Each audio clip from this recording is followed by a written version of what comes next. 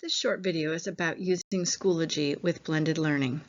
Even though our classes are in person, Schoology plays an important role for our students, especially in a blended environment.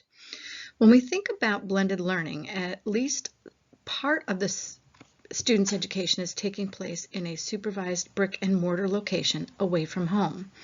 And the other part is through online learning with some sort of element of student control over time, place, path, and or pace. It's this bottom part that we focus on, and Schoology plays an important role for this. Providing some students with control over time, Schoology offers calendar events, so we can post school events in our calendar and students have access to this. We can have assignment due dates that show in the calendar and then also on the right-hand side of their screen under upcoming. We can have that available to students, and it's really important when students are absent and they need to make up work. They know exactly where to find what's required of them. There's a new function, or a newer function, for creating recurring events, daily or weekly reminders. So for example, you might have a journal that you collect weekly and respond to students, so you could set that up as a weekly reminder in the calendar. There's also workload planning in the gradebook.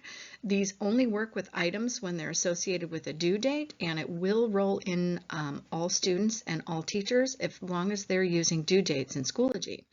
So you look here, you can see across the top the total number of students in the class that have more than 2 assignments due on a particular day. On this Thursday, there's 1. And the second part of the page will break down student by student, and you can see that first student, Lizzie, has 3 assignments that are due on Thursday.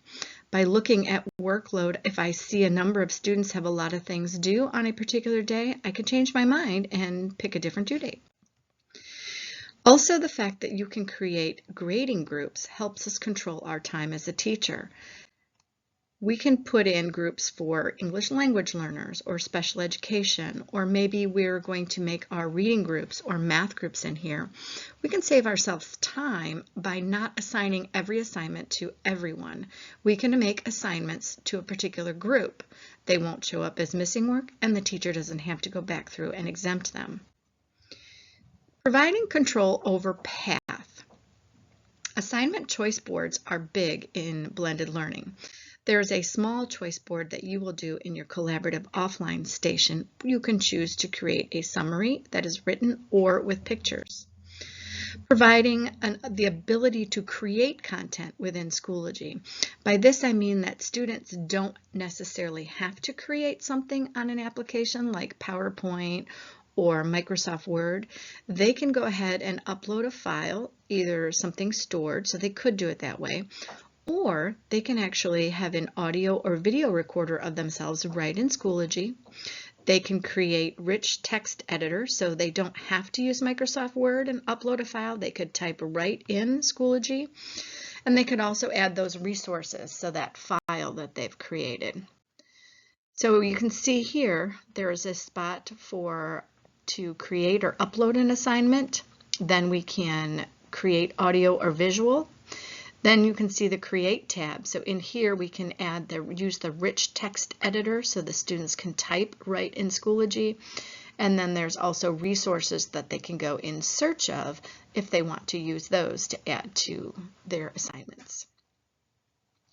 There's something called student completion rules, and this has to do with order choice. And this only works if you are using folders. For student completion rules, for example, in this screenshot, you can see that the students have to get a 75% out of 100 on a quiz before they can proceed. If a student doesn't, they're shut down, they can come meet with the teacher, and then they can go and finish the rest of the work. That's just one example.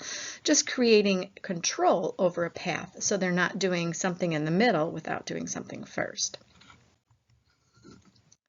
And finally, providing some control over pace. That's how much time it takes.